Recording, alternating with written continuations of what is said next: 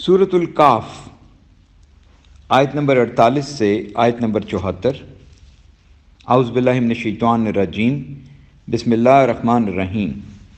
اور وہ آپ کے رب کے سامنے صف بستہ پیش کیے جائیں گے، کہا جائے گا یقیناً تم ہمارے پاس آئے ہو جیسے ہم نے تمہیں پہلی بار پیدا کیا تھا، بلکہ تم سمجھتے تھے کہ ہم تمہارے لیے کوئی وعدہ نہیں ٹھہرائیں گے، اور ہر ایک کا اعمال نامہ سامنے رکھ دیا جائے گا۔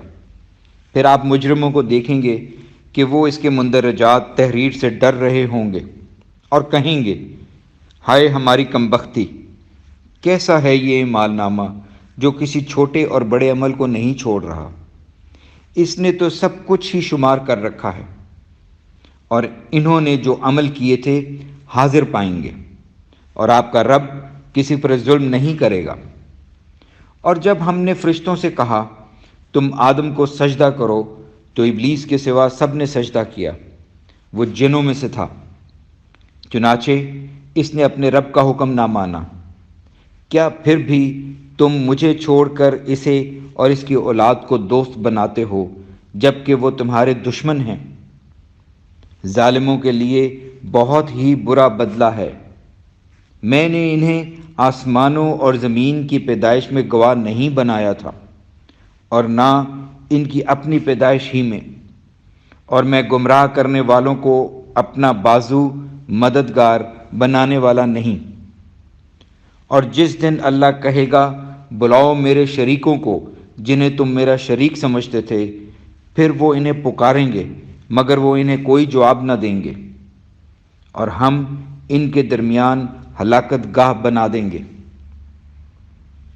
اور مجرم آگ کو دیکھیں گے تو یقین کریں گے کہ بے شک وہ اس میں گرنے والے ہیں، اور وہ اس سے بچنے کی راہ نہ پائیں گے۔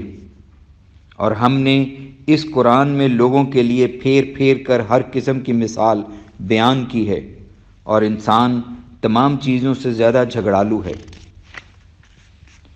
اور لوگوں کو ایمان لانے سے نہیں روکا اور نہ اپنے رب سے استغفار کرنے سے، جبکہ ان کے پاس ہدایت آ گئی، مگر صرف اس بات نے کہ وہ چاہتے ہیں انہیں پہلے لوگوں کا سا معاملہ پیش آئے یا ان کے سامنے عذاب آ جائے۔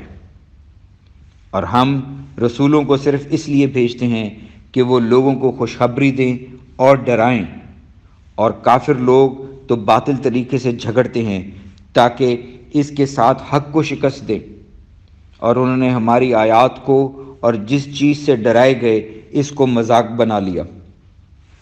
اور اس سے زیادہ ظالم کون ہے جسے اس کے رب کی آیات سے نصیحت کی جائے تو وہ ان سے منہ موڑ لے، اور جو کچھ اس کے دونوں ہاتھوں نے آگے بھیجا ہے اسے بھول جائے۔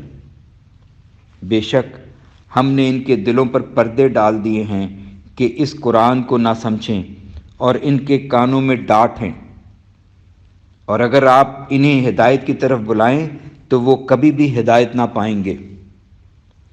اور آپ کا رب خوب مغفرت والا اور خوب رحمت والا ہے، اگر وہ ان کے کیے پر پکڑے تو ان پر جلد عذاب لے آئے، بلکہ ان کے لیے وعدے کا وقت مقرر ہے، وہ اس کے مقابل کوئی جائے پناہ نہیں پائیں گے۔ اور یہ بستیاں ہیں جنہیں ہم نے ہلاک کیا جب انہوں نے ظلم کیا، اور ہم نے ان کی ہلاکت کے لیے ایک وقت مقرر کر رکھا تھا۔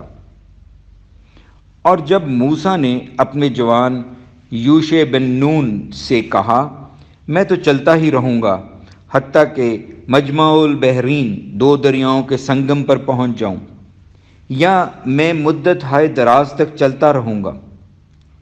پھر جب وہ دونوں دو دریاؤں کے سنگم پر پہنچے تو وہ اپنی مچھلی بھول گئے، اور وہ دریا میں سرنگ کا سا راستہ بنا کر چلی گئی۔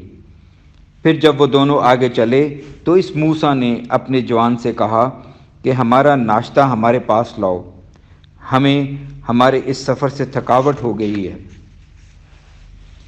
وہ بولا بھلا آپ نے دیکھا جب ہم چٹان کے پاس ٹھہرے تھے تو میں مچھلی بھول گیا، اور مجھے شیطان ہی نے بھلایا کہ آپ سے اس کا ذکر کروں، اور وہ عجیب طرح دریا میں راستہ بنا کر چلی گئی۔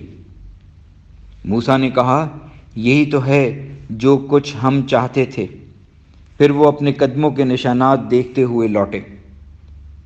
چنانچہ ان دونوں نے ہمارے بندوں میں سے ایک بندے خضر کو پایا۔ ہم نے اسے اپنی طرف سے رحمت دی تھی اور اپنے پاس سے خاص علم سکھایا تھا۔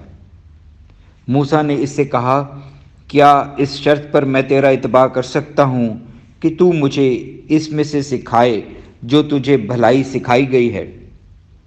وہ بولا، بے شک تو میرے ساتھ ہرگز صبر نہ کر سکے گا، اور جو چیز تیرے احاطہ علم ہی میں نہیں تو اس پر صبر کر بھی کیسے سکتا ہے؟ موسیٰ نے کہا، انشاءاللہ تو مجھے صابر پائے گا اور میں کسی حکم میں تیری نافرمانی نہیں کروں گا۔ خضر نے کہا، پھر اگر تو میرا اتباع کرنا چاہتا ہے تو کسی شے کی بابت مجھ سے سوال نہ کرنا حتیٰ کہ میں خود ہی اس کا ذکر تجھ سے چھیڑوں۔ پھر وہ دونوں چلے حتیٰ کہ جب وہ کشتی میں سوار ہوئے تو خضر نے کشتی کے تختے توڑ دیے۔ موسیٰ نے کہا، کیا تو اسے توڑ رہا ہے تاکہ اس کشتی والوں کو غرق کر دے؟ تو نے بڑا ہولناک کام کیا ہے۔ خضر نے کہا، کیا میں نے نہ کہا تھا کہ تو میرے ساتھ ہرگز صبر نہیں کر سکے گا؟ موسیٰ نے کہا، میری بھول چوک پر مجھے نہ پکڑ اور میرے معاملے میں مجھے مشکل میں نہ ڈال۔ پھر وہ دونوں چلے حتیٰ کہ انہیں ایک لڑکا ملا تو خضر نے اسے قتل کر دیا۔ موسیٰ نے کہا، کیا تو نے ایک پاک نفس بے گناہ کو کسی جان کے قصاص کے بغیر قتل کر دیا ہے؟ یقیناً تو نے تو بہت ہی برا کام کیا ہے۔ الحمدللہ۔